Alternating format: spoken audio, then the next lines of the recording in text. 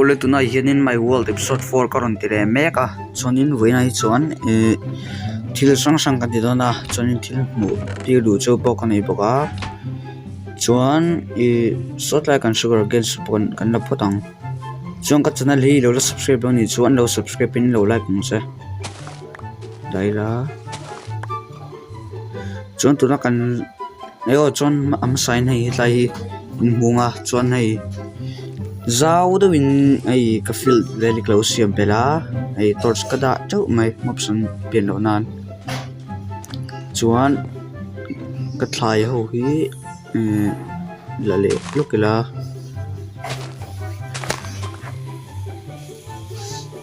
chuanin kan la zo ni maya so chuan pakhatalo mani so pui thi ye poimo me maran hul chuan i beram le bok hinan du me ma hui thi chon sai por nan ten in thla pun nan ten kan hang thina chuan ta en si kang me ma farm siam belangai do na ker pe kanga si ti kanga boka chon huit poi a farm kan siam nga ran cho kan pe photang chuan ten zo ni mai zan po ni le to kan da photanga chuan alu hi chu kan tu aninga chuan sugar gen ho hi buka kan changter nga buk chuan diamond le obsidian kan nei do wang khanin enchanting table kan siam don ni chuanin heta hianin paper ngai sabera book siam nan chuan sugar cane atang hian paper hi siam thia chuan alu ye tang kan kanga smoker poi siam ngai to chuan enchanting table kan siam lokanga kan le patang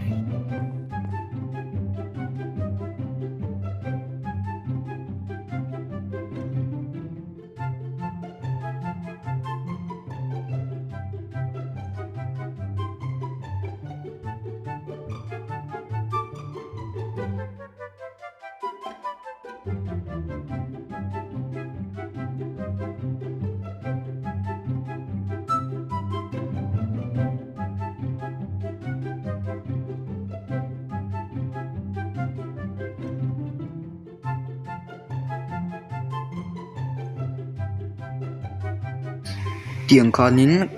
enchanting table chu kan nei ta chuan la piece poi kan nga ang renga chuan kan thom na nei ho ha thumnak ing mak in bello khunge a chevak ni don hi man boi thak ve ta man chau ka nei pai lo gold diamond hi somnga le ti ve kan somnga chi zo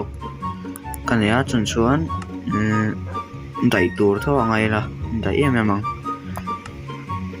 chuan armor hoi kan sia banga chuanin kan enchanting lo ni masa enchanting enjoy kan level hi tlem lak zera masa thaber pra ka du box ya chuan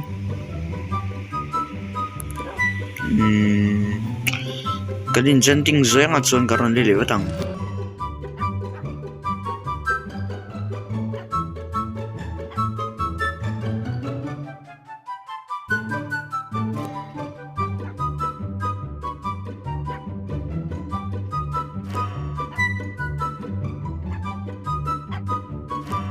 tikhanin kan so chuan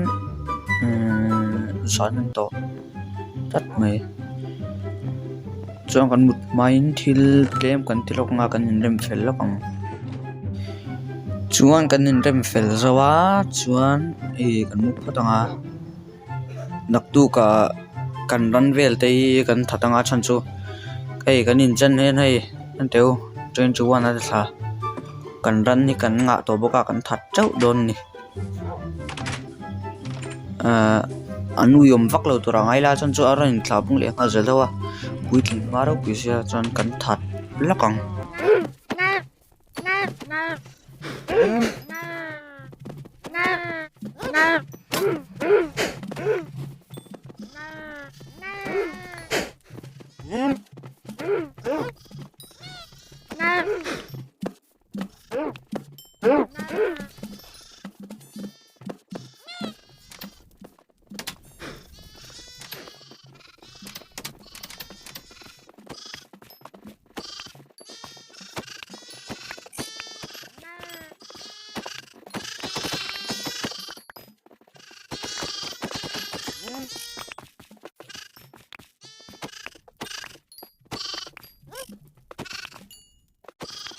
tiếng khanin kan that zawa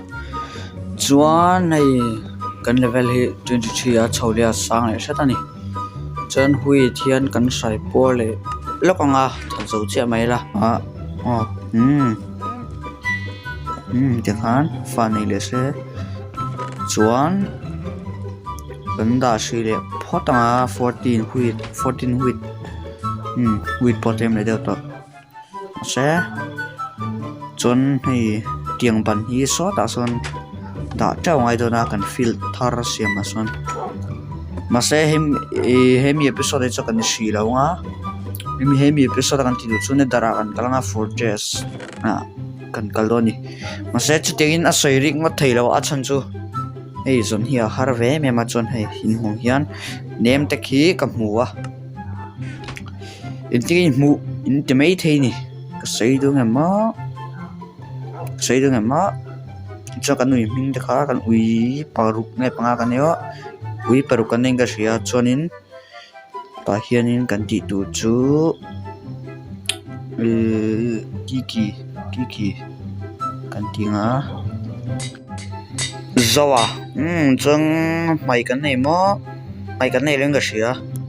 chon level 18 kan ta thale a hausin ui ming phuar kan po kan level hi niam hale mem mai ni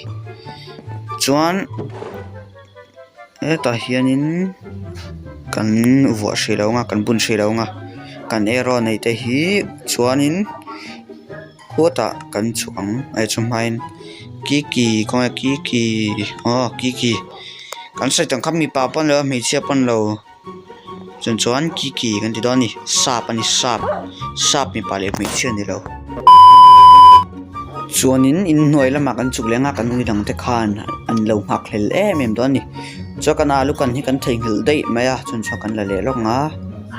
adang kan chuanga chuanin beram sa le bong sa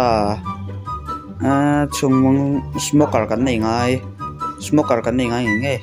ni lo chon poi don ani chon thil kan chon hian level hi ran sang thei boka thil kan chon la rang hian minecraft chu ka khel nei kum thum vel to ma sai ka khel jing no tuk lawa chuan he ta hian alo hi chu he ta hin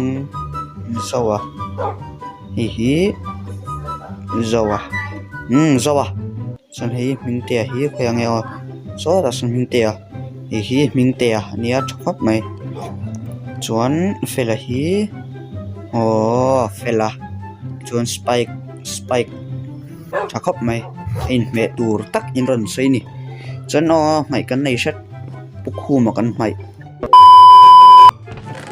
chuanin pathum kan la neya nem tek hi chuang kan la anga pukhu ma kan chang don ni nem tek ni to loin pukhu man to don ni la tuna pukhu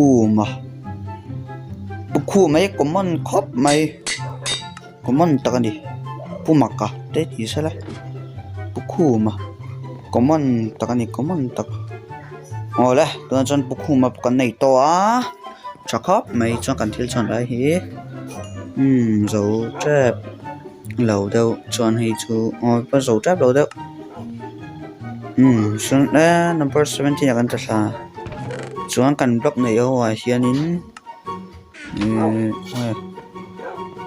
không nghe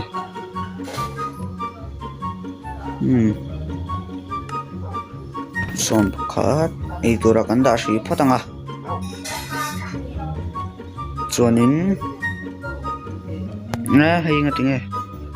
ai alui kan nga zia hin teu kan farm chak boka kan nga khop mai nga tak kan ni breathe kalai mi lawa nedar kan kal huna ka e mi nga breathe chu chuan nedar kal turin peila wait ul hi samthum pariat engau hi kan ma mo do na blaze omnai fortress kan mu thei chon kan kalanga chuan kan sat sok mai da ni chuanin ta potila kanin pi lakanga chong karon le wa tang chuanin kan mu phatang nak tu ka kan kal anga chuan golden poka in bel to a le an kal chanang le thal poka paya spare nen hei chete po chon ka pai ni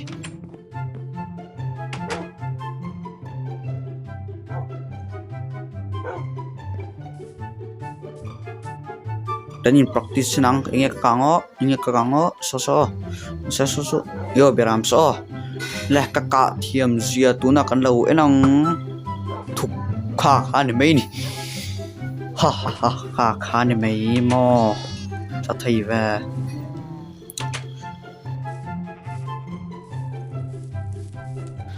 chuan ni tara kan kal chananga kalang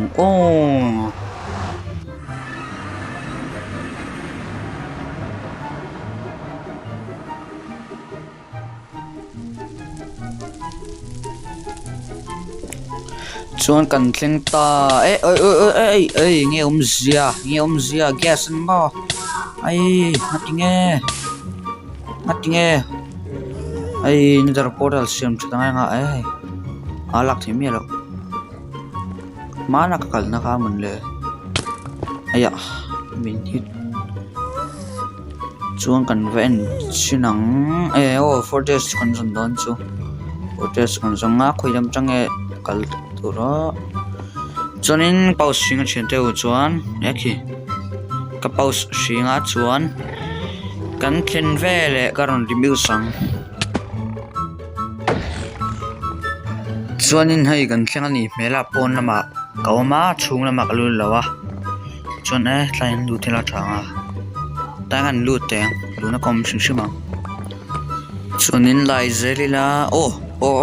cho thị ta cho thị kan thì kan lu thị ta trong sual lâu mấy chuan blaze ko yang ha cho nên chuyện tao hay tia kelveli choi are do ne ma chon choin ka time lapse mai nga point ro ka be sia chon chu are do to hay chon kan time lapse lokang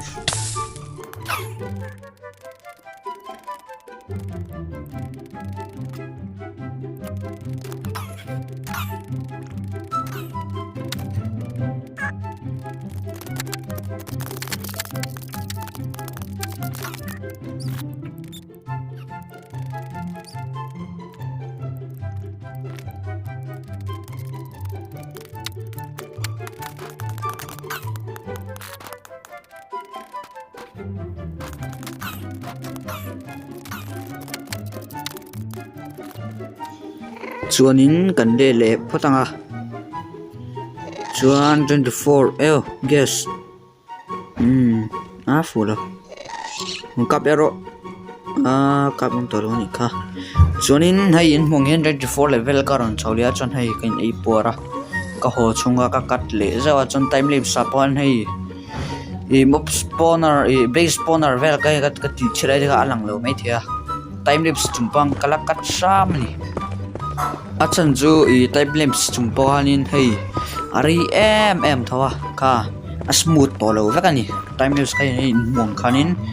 smooth lo we mema tang chu to ni khatiang kho pa speed khang ka ti chumponin la rei deu thawa kaum re be ma chon ka kat chawa chon lai hi kan lai deu lokanga chuan lai zo to si potila kan chuak potang chon nga tinge i lai in te mai thea chan chu ni dar kha nge ka awur ka thei ngel da ka ka zong ani nakina kan zong le zelanga episode nga po chon thlama hian nakina kan nakalanga tuna chon kan kal sri lo potanga cha kan portal po sa kan siam thatanga i mela thing soi lo kang ral vek ma chonin kan khovela kan le potanga mel kan ti le pot tine tiga chimelo ai poilut tu ima zo ka intina kan let putang kan volta chuan kan thleng hal der chuan zana ni he sana ni masa pailo mob san lu thei chong lo asai dong khanin kan feel ka siam thar han vatlem kan feel ka siam thaka next episode a chonin lo ti thar le zo ka tumanga huit kan vanei tlem chuanin in chunga kan lut photang lut le photang o kawi te pan min ngai le tuang chuanin heta hianin kan block kawi kan da lokanga ne direct le sosan ne direct block dangi kala vak lo karnai kapai trâu mình chút là hồ làm con hồ cũng ạ chuan kan da photanga kanin rem fel le photanga chuan karon le le chuan ting ha kanin rem fel ne mai le kan mu photang in pot ni se kan vat thok na sa ve win chu hay hemi episode 4 poi episode minute ni som paruk lai in to tamang reng khop mai spike fela zoa